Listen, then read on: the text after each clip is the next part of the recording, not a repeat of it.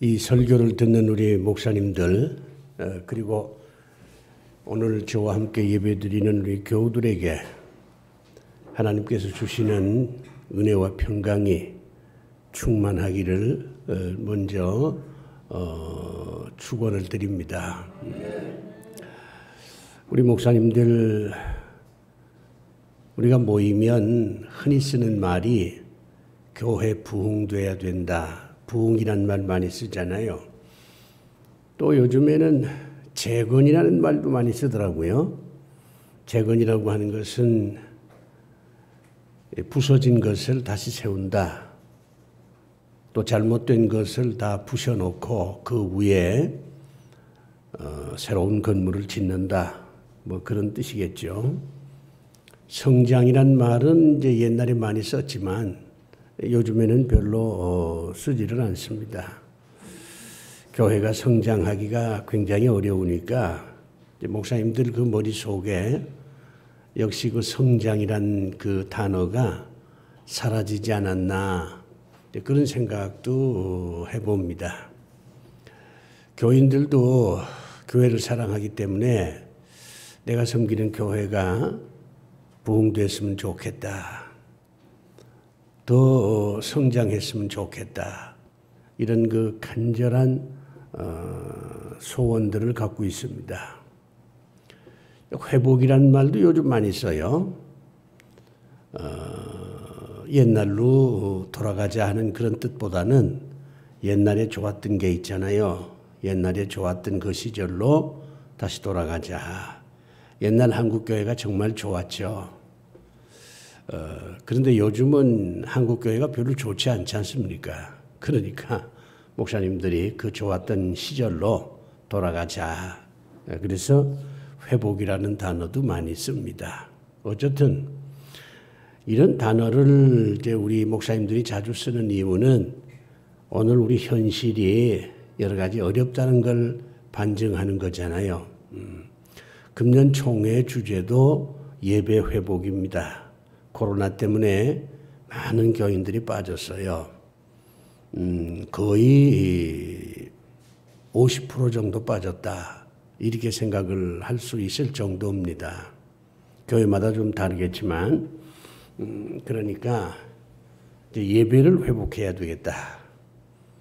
사람들이 성전에 나가서 예배 드리기보다는 그 뭐 핸드폰으로 영상으로 예배 드리는 게 길들여져서 그런지 뭐 교회 가서 예배 드리기보다는 TV 앞에서 핸드폰 보면서 뭐 예배해도 되지 않냐 이런 그 편한 생각을 하기 때문에 교회가 점점 텅 비어 가는 겁니다.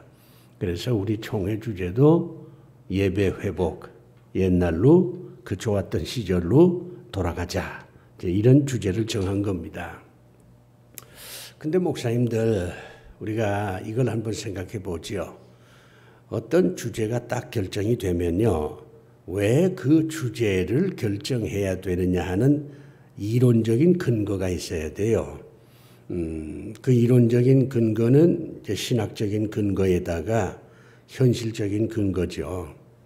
그 다음에는 방법을 얘기를 해야 됩니다. 예배를 회복하자. 그러면 어떻게 하면 예배를 회복합니까? 교회를 부흥시키자. 뭐 당연한 얘기잖아요. 어떻게 하면 교회를 부흥시킬 수 있겠는가? 방법에 대한 치열한 연구가 필요한데 이 방법에 대한 연구는 별로 하지 않고 그냥 깃발만 펄럭이게 만드는 거예요. 교회여 다시 일어나라. 교회가 부흥돼야 된다. 교인들은 이제는 성전에 나와서 예배를 드려야 된다. 이런 식으로 외치기만 하지 실질적으로 어떻게 하면 교회가 다시 부흥할 수 있느냐 하는 방법에 대한 그런 연구가 별로 없어요. 그래서 제가 이 10월 한 달 동안 제 나름대로 교회가 다시 부흥하려면 이렇게 해야 되지 않느냐 하는 방법을 제 목사님들한테 전해드리는 겁니다. 지난 시간에는 교인들하고 가까워져야 된다. 그 얘기를 제가 먼저 했습니다. 우리 목사님들은 지금까지 어떤 생각을 했냐면 교회가 부흥되려면 기도를 많이 해야 되고 뭐 성경 공부를 열심히 해야 되고 전도를 많이 해야 되고 이런 식의 생각들을 했어요. 그건 나쁘지 않아요. 한국 교회가 지금까지 그런 방법으로 교회를 부흥시킨 것도 사실입니다. 그런데 이제 세상이 변했어요. 그렇기 때문에 그런 방법만 가지고는 되지 않는다는 겁니다. 그럼 어떻게 해야 되느냐? 우리 목사님들이 정말 교인들하고 가까워져야 된다는 겁니다. 예수님은 당시에 사람들과 굉장히 가까이 지냈습니다. 예수님은 하나님이시잖아요. 대단한 분이지요. 그런데 예수님은 권위의식 같은 걸 갖지 않았어요. 사람 차별하지 않았어요. 사람들하고 참 가까이 지내려고 굉장히 애를 썼습니다. 뭐 별로 사람들 야단도 안 쳤어요. 뭐 이렇게 하는 게 좋다 이런 말씀을 했지만 그렇게 안 하면 너희들 다 망한다. 이런 식의 협박조로 얘기하지도 않았습니다. 교인들을 가까이 대하면서 교인들의 마음을 감동시키고 그들을 서서히 이렇게 변화시키려고 했지 무슨 뭐 강요나 협박이나 이런 걸 통해서 주님은 활동하지 않았습니다. 우리 목사님들이 교인들하고 가까워져야 돼. 이게 중요해요. 이게 되어야 기도하는 일이나 성경 공부하는 일이나 전도하는 일이 가능하지.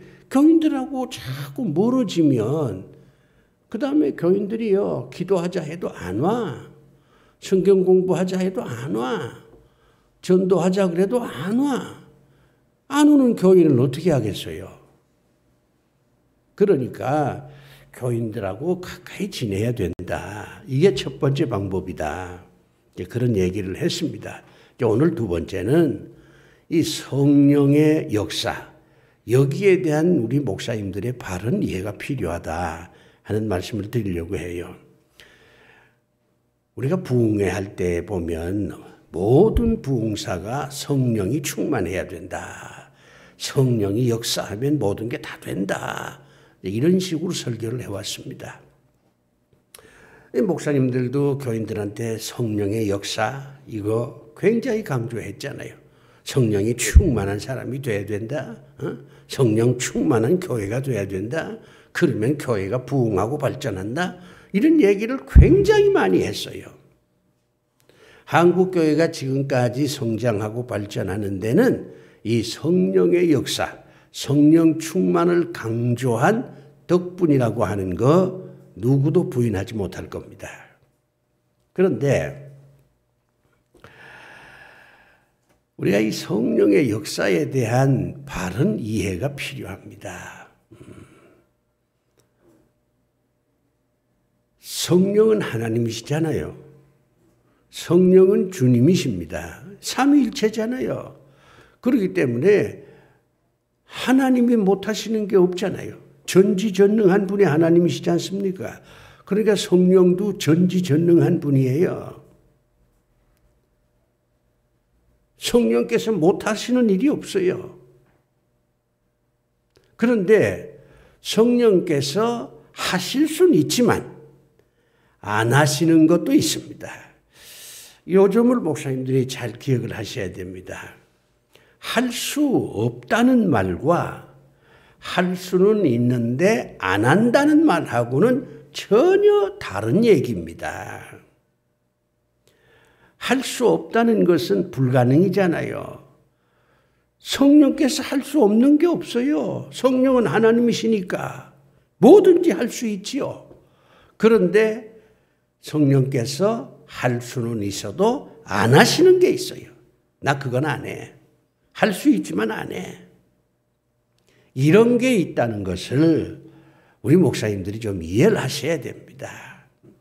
그러니까 이것도 성령의 역사, 저것도 성령의 역사, 모든 것을 성령의 역사로 몰아가는 그런 식의 목회는 성경적이 아닙니다. 오늘 그 얘기를 목사님들한테 하려고 하는 겁니다. 자, 성령께서 하실 수는 있지만 안 하시는 게 있어요. 뭐 예를 들어서 하나님은 전지전능한 분이잖아요. 하나님 못하시는 게 어디에 있어요? 그런데 하나님 보고 거짓말 해보세요. 그러면 하나님 거짓말 합니까? 안 해. 그렇게 말씀해요. 하나님 보고 죽어보세요. 그렇게 얘기하면 하나님께서 그래 내가 한번 죽어보마. 그렇게 합니까? 안 해요. 그러니까 우리가 성령은 뭐든지 할 수 있지만 그러나 성령께서 하지 않는 게 있다는 겁니다. 이걸 우리 목사님들이 이해를 하셔야 성령의 역사가 어떤 것인지 성령 충만이 어떤 것인지 이거를 제대로 이해할 수가 있다는 겁니다. 첫 번째, 성령께서는요, 인간의 자유를 제한하지 않습니다. 인간의 자유를 제한하지 않아요. 하나님께서 인간을 만들 때 자유를 지닌 인간으로 창조를 하셨습니다. 이 자유의 가장 큰 특징은 선택이잖아요. 자유가 있으니 선택을 하는 거예요. 이 대한민국 백성들이 자유가 있잖아요. 그러니까 나는 우파야. 아니야, 나는 좌파야. 이렇게 선택하는 겁니다. 뭐 어저께 광화문 뭐 용산에서 지금 뭐 양쪽이 모여서 난리를 쳤는데 대한민국 백성이니까 나는 우파로 갈 거야. 아니야, 나는 좌파로 갈 거야. 각자 선택을 하는 거예요. 자유가 있으니까. 그 자유를 누가 주셨습니까? 하나님이 주셨어요. 선악과를 먹을 수도 있고 안 먹을 수도 있잖아요. 그렇기 때문에 하나님이 주신 이 자유를 성령은 제한하지 않습니다. 성령께서는 인간이 가지고 있는 자유를 존중해 줍니다. 자유를 박탈하거나 자유를 빼서 없애거나 그런 일을 성령은 하시지 않습니다. 왜냐하면 인간에게 자유를 뺏어버리면 그건 인간이 아니고 기계가 되는 거니까요. 그건 하나님의 창조 질서가 아니잖아요. 그렇기 때문에 성령이 모든 걸 하실 수는 있지만 인간에게 준 자유를 성령은 빼앗지 않으신다. 우리 인간의 자유는요, 우리 전통적인 장로교 교리에 의하면 자유의지를 제대로 활용할 수 있는 능력을 잃어버렸다 그러잖아요. 인간에게 자유가 있는 건 틀림없는데 그 자유를 통해서 좋은 일을 하기보다는 나쁜 일을 더 많이 한다 그 말이죠. 그래서 인간의 자유의지는 타락했다. 이렇게 보는 겁니다. 그런데 성령께서는 인간의 자유의지를 잘 활용할 수 있도록 깨닫게 하시고 행동하게 하시고 그 자유의지가 잘 실현될 수 있도록 도와주시고 그래서 성령의 역사를 통해서 우리 믿는 사람은 옳은 길을 선택하는 겁니다. 왜 우리가 성령의 역사를 그토록 사모하느냐? 성령께서 역사를 하셔야 내가 선택을 바로 할 수 있다 이 말이에요. 성령께서 역사하지 않으면 우리는 항상 나쁜 것을 선택하는 겁니다. 좋은 걸 선택하는 게 아니라. 그렇기 때문에 성령의 역사가 필요한 거예요. 필요하지만 성령께서 우리의 자유를 빼앗지는 않으신다는 겁니다. 그러니까 선택은 인간이 하는 거예요. 그 선택이 바로 될 수 있도록 성령께서 도와주시는 거죠. 우리가 이제 성경을 보면요, 좀 답답한 사건이 하나 있어요. 더 솔직하게 얘기하면 짜증나는 사건이 있습니다. 마가 다락방에 120명이 모였잖아요. 오늘 본문인데 이 마가 다락방에 120명이 모였는데 이 사람들이 기도를 열심히 한 겁니다. 그랬더니 성령께서 임하신 거예요. 그래서 이 120명이 다 성령 충만 받은 거야. 이게 얼마나 놀랍습니까? 이 120명은요, 뭐 별로 똑똑한 사람도 없어요. 사회적으로 좀 이렇게 소외되고, 그냥 보통 사람들이 모인 거지요. 거기 무슨 왕이 있습니까? 이 120명이 성령의 충만함을 체험하니까 힘이 생긴 거예요. 그래서 120명이 모여서 뭘 했습니까? 교회를 세웠어요.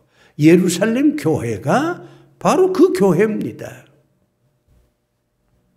그렇기 때문에 교회는 항상 성령이 역사하는 공동체라가 돼야 돼요. 성령이 떠나면 교회도 무너지는 거예요. 교회의 시작이 성령의 역사를 통해서 시작된 거니까 교회에서 성령이 떠나면 그 교회는 망하는 교회가 되는 거죠. 교회 문 닫는 교회 많습니다. 교회가 막 싸우잖아요. 그거 왜 싸워요? 성령이 떠나니까 싸우는 거예요.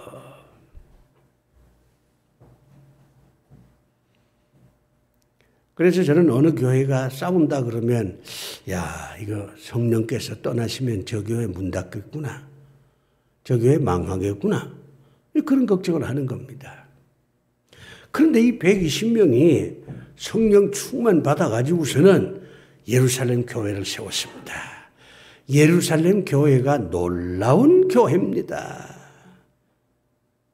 베드로가 말이죠. 설교를 하면 말이요. 하루에 몇천 명씩 회개하고, 예루살렘 교회가 어느 정도 모였겠나. 성경엔 숫자가 나와 있지 않지만, 그제 어림짐작으로 해보면요. 거의 그 시절에 10,000명이 넘었을 겁니다. 어마어마한 큰 교회가 됐어요. 그런데 이 교회에 문제가 생겼어요.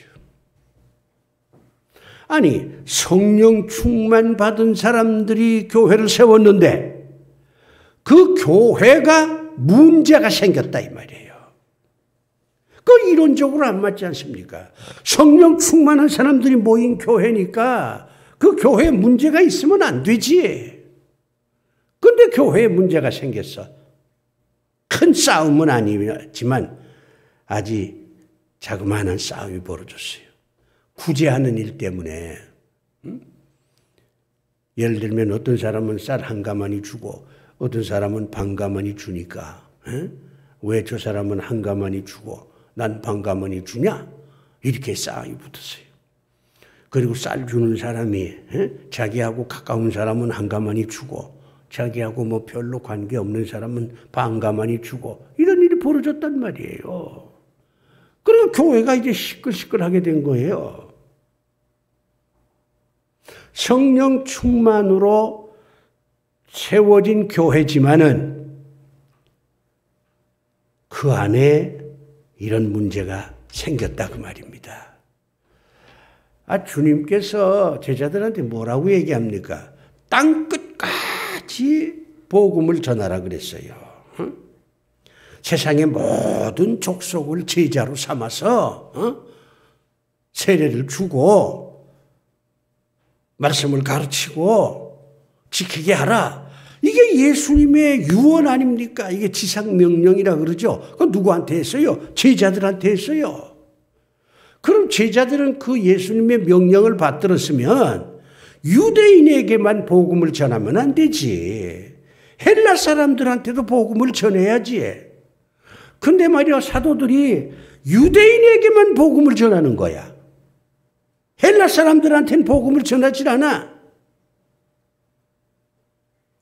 주님은 모든 족속을 제자로 삼으라. 그렇게 말씀을 했는데 저들은 유대인에게만 복음을 전하고 다른 민족은 쳐다도 안 봐. 복음 안 전해.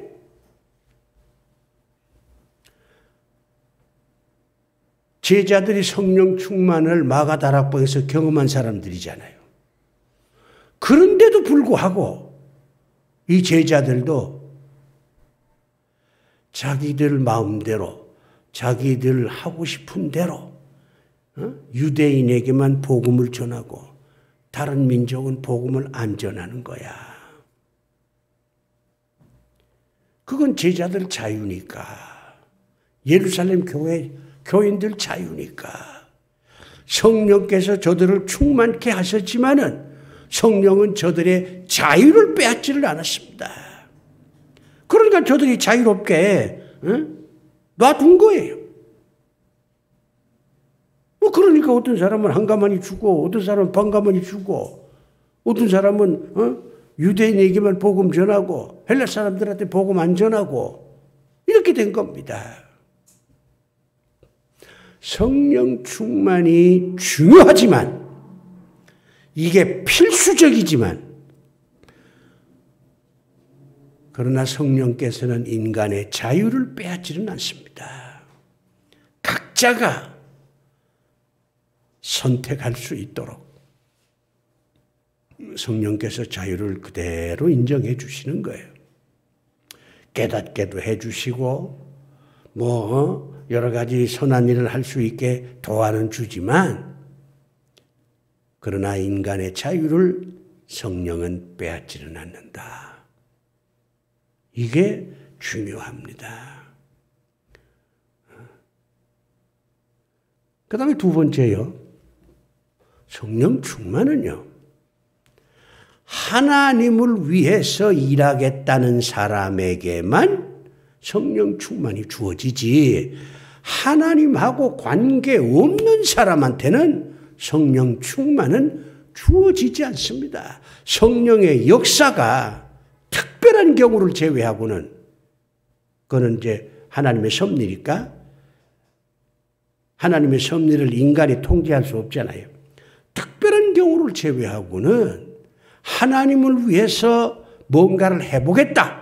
이런 사람들한테 성령께서 역사하시는 것이지 자기의 유익이나 자기의 무슨 욕심을 위해서 일하겠다는 사람이 주여 삼창을 외치고 40일 금식 기도를 해도 성령은 역사하지 않아요.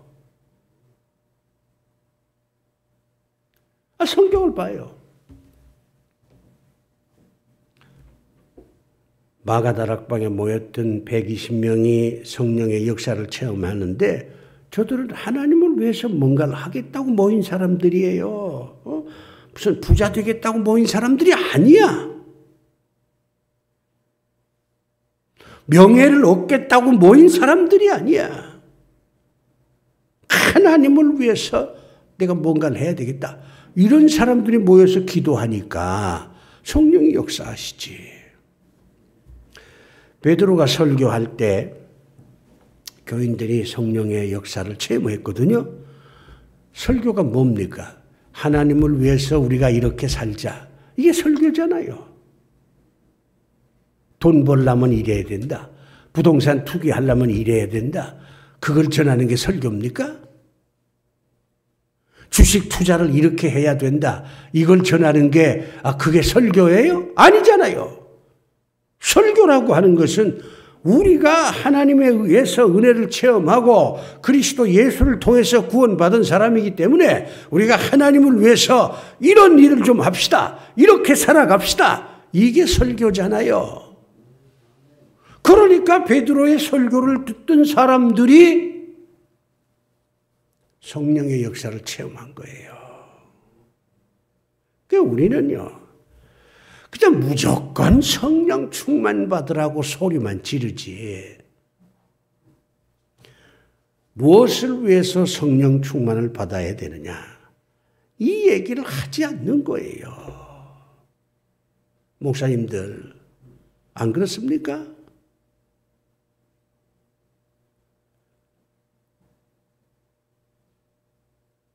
성령 충만은 하나님을 위해서 일하겠다는 사람에게만 임하는 것이지, 자기의 사리사욕을 위해서 아무리 금식 기도를 하고 새벽 기도를 하고 별짓 다 해도요, 그 동기가 잘못됐기 때문에 성령의 역사는 일어나지 않습니다. 이럴 수는 있죠. 본인이 자기 욕심을 위해서 이제 새벽 기도하고 금식 기도하고 이렇게 하다가 성령의 역사에서 야, 그렇게 하면 안 돼.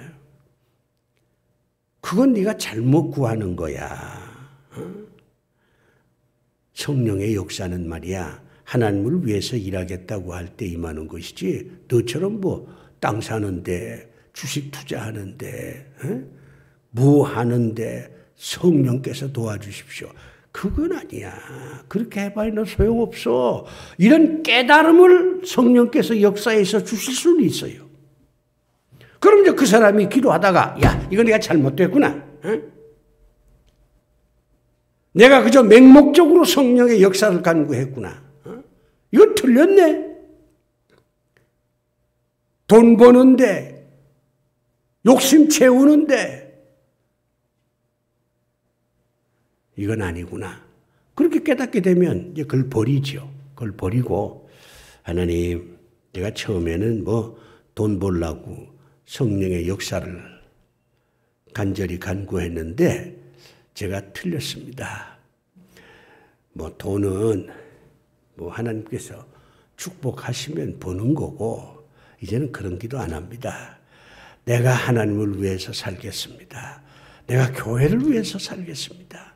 내가 정말 말씀대로 한번 살아보겠습니다. 그러니까 성령께서 역사해 주세요. 그렇게 내가 기도를 해야 되겠구나. 이거 깨달을 수는 있지요. 우리가 성경을 보면 성령을 잘못 구하다가 죽은 사람도 있어요. 아나니아 삽비라 같은 사람, 주술사 시몬 같은 사람. 이 사람들은 자기들 욕심을 채우기 위해서 성령의 역사를 간구했다가 얻어 터졌어요. 그러니 우리 목사님들, 교인들한테 성령의 역사를 설교하기 전에 교인들이 하나님을 위해서 내가 살아야 되겠다, 하나님을 위해서 일해야 되겠다, 교회를 위해서 내가 뭔가를 해야 되겠다, 이런 마음을 먼저 갖도록 좀 해주시라고. 그런 마음을 갖도록 해준 다음에 성령의 역사를 사무치게 간구하는 그런 순서를 밟아야지. 무조건 성령이 충만하면 뭐가 된다는 식의 이런 잘못된 생각을 하시면 안 됩니다. 그 다음에 마지막 세 번째요. 성령께서 역사를 하셔도 성령은 인간을 완전한 인간으로 만들어 주시지는 않습니다. 여러분 생각엔 뭐 성령이 충만하면 사람이 완전한 인간이 되는 것 같은 착각을 하는데 그렇지 않아요. 애초부터 인간은 완전한 존재가 아닙니다. 하나님께서 인간을 완전한 존재로 창조하지 않았어요. 하나님께서 인간을 완전한 존재로 창조했으면 선악과를 먹을 리가 없잖아요. 타락할 이유가 없어. 인간은 불완전한 존재입니다. 그렇기 때문에 성령께서 역사하신다고 해도 인간은 완전한 인간이 되는 게 아니에요. 인간의 의식 구조가 완전히 바뀌는 게 아닙니다. 그 가장 대표적인 사람이 사도 바울이에요. 뭐 여러 목사님들 사도 바울 엄청 좋아하죠. 아, 위대한 인물이라고. 위대한 인물이죠. 그러나 바울에게도 치명적인 약점이 있습니다. 바울은 완전한 사람이 아닙니다. 하나님께서 성령께서 바울을 완전한 인간으로 만들어 주지를 않았어요. 예를 들까요? 자, 사도 바울이 다메섹 도상에서 예수님을 만났잖아요. 그리고 아라비아 사막에 가서 3년 동안 회개하고 새 사람 됐잖아요. 그건 성령의 역사입니다. 바울 스스로가 나는 잘못했구나 이걸 깨달은 게 아니라 성령께서 역사하셔서 너 말이야 지금까지 잘못된 인생을 살았어 깨우쳐 준 거예요. 그래서 사도 바울이 이제부터는 내가 하나님을 위해서 살겠다 이 결심을 했어. 그리고 예루살렘으로 돌아왔어요. 사도들을 만났어요. 나 이제부터는 주님을 위해서 살겠습니다. 나를 좀 써주세요. 그랬더니 사도들이 넌 안 돼. 너 말이야 스데반 집사 죽이는데 뒤에서 공모했잖아. 너 말이야 예수 믿는 사람 많이 잡아다 죽였잖아. 감옥에 보냈잖아. 그런데 네가 뭐 하루아침에 뭐 변했다고? 그걸 우리가 어떻게 믿어? 사도들이요. 사도 바울을 쫓아냈어요. 그래가지고 이 사도 바울이요. 고향으로 내려갔어요. 뭐 갈 데가 없어. 이제 할 일이 없어. 옛날에는 뭐 예수 믿는 사람 핍박하는 일도 했고 이제는 좀 변해가지고 복음 전하는 일을 하려고 하는데 사도들이 인정을 안 해주니까 갈 데가 있나? 고향으로 내려가서 그냥 우울증 환자처럼 주저앉았어요. 그때 누가 나타났어요? 바나바가 나타났어요. 바나바가 와서 바울 보고 당신 말이야 이렇게 우울한 날 보내면 돼? 나랑 같이 선교하자. 당신 말이야 헬라어 잘하잖아. 당신 로마 시민권 가졌잖아. 당신은 공부 많이 했잖아. 당신 같은 사람이 전도를 해야 열매를 맺을 수 있잖아. 그러니까 나랑 같이 좀 전도하자. 그러니까 바울이 나도 전도하고 싶은데 아니 사도들이 인정을 안 하는데 내가 어떻게 전도를 합니까? 그랬더니 바나바가 그건 나한테 맡겨. 내가 사도들하고 친하거든. 내가 가서 말이야 당신 변호해 줄게. 나랑 가자. 이래가지고 다소에서 예루살렘으로 간 거예요. 바나바가 데리고 갔어. 바나바는요 레위 지파인데 엄청 부자예요. 예루살렘 교회를 세울 때 자기 재산을 팔아가지고 헌금한 사람이야.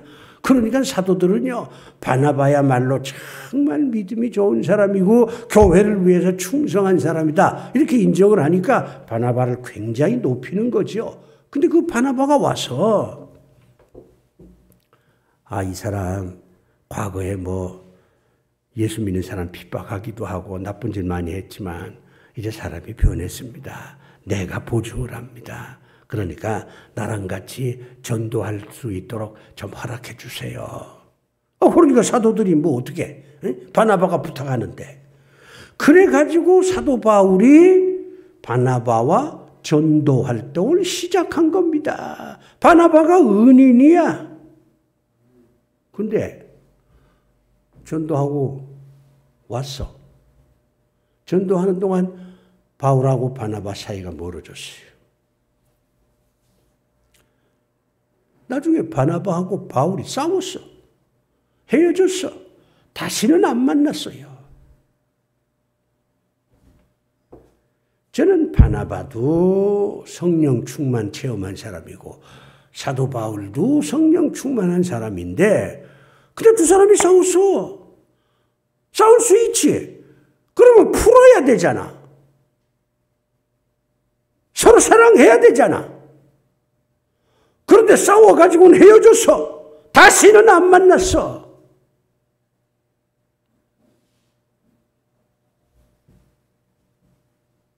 완전한 사람이 아니라는 겁니다. 바나바도 완전한 사람이 아니고 바울은 그런 면에서는 바나바보다 훨씬 못됐습니다. 자기 은인이잖아, 은인.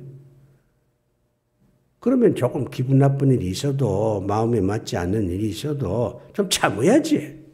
자기 은인하고 그냥 싸워가지고는 헤어져서 다시는 만나지도 않고 뭐 하는 짓이야 이거. 그렇다고 해서 난 바나바와 바울을 탓하지 않습니다. 왜? 인간은 불완전한 존재니까.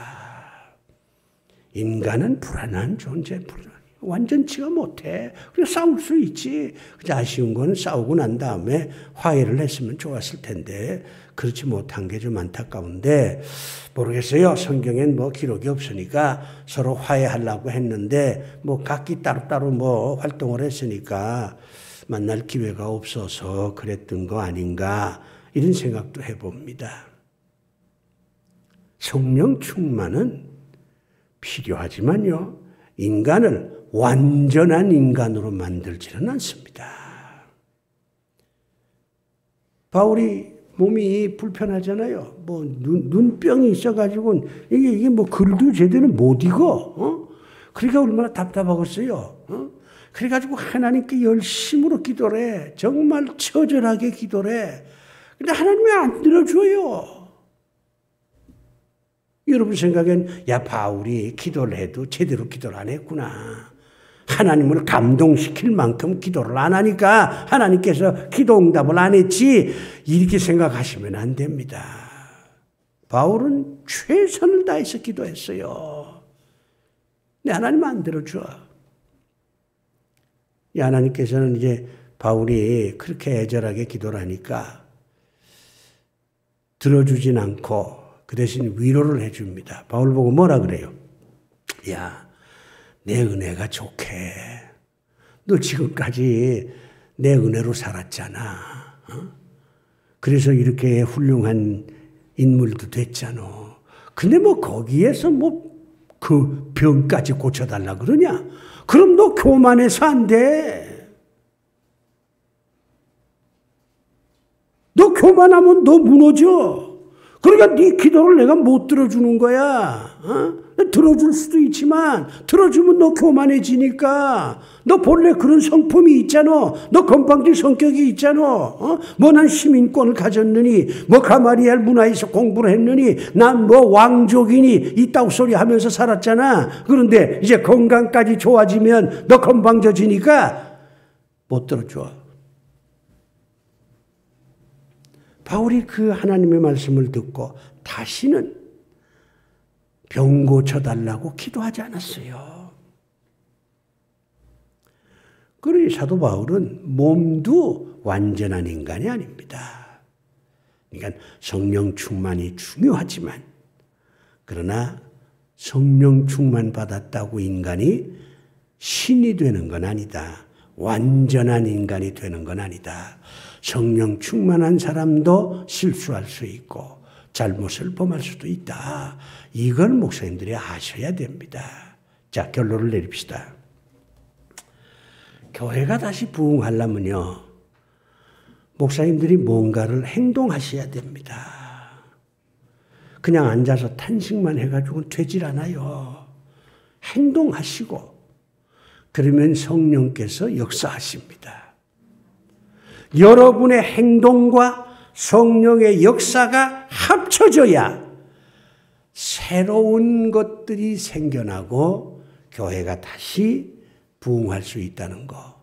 그걸 제발 좀 명심하셔서 난 아무것도 안 하고 그냥 교인들 불러다 모아놓고 성령 충만 받으라고 이런 소리만 하지 마시고 먼저 목사님들이 행동하세요. 그러면 성령이 달라붙어서 함께 동행하셔서 역사하셔서 여러분이 섬기는 교회는 다시 부흥할 수 있다는 거. 이 점을 꼭 명심하시는 그런 우리 목회자들이 되시기를 바랍니다. 기도합시다. 아버지 하나님, 우리가 성령 충만을 정말 사무치게 간절히 사모합니다. 그것이 교회를 부흥시키는 길이라고 생각하기 때문입니다. 하오나 성령께서는 하실 수 있지만은 하지 않으시는 것도 있다는 사실을 우리 목회자들이 기억을 해서 목회자들이 하나님을 위해서 행동하고 거기에 성령의 역사가 함께할 때 우리 한국교회가 다시 회복될 수 있다는 것을 기억하게 하소서. 먼저 행동하는 그런 목회자들이 되도록 주께서 축복하여 주시옵소서. 예수 그리스도 이름으로 기도드리옵나이다. 아멘.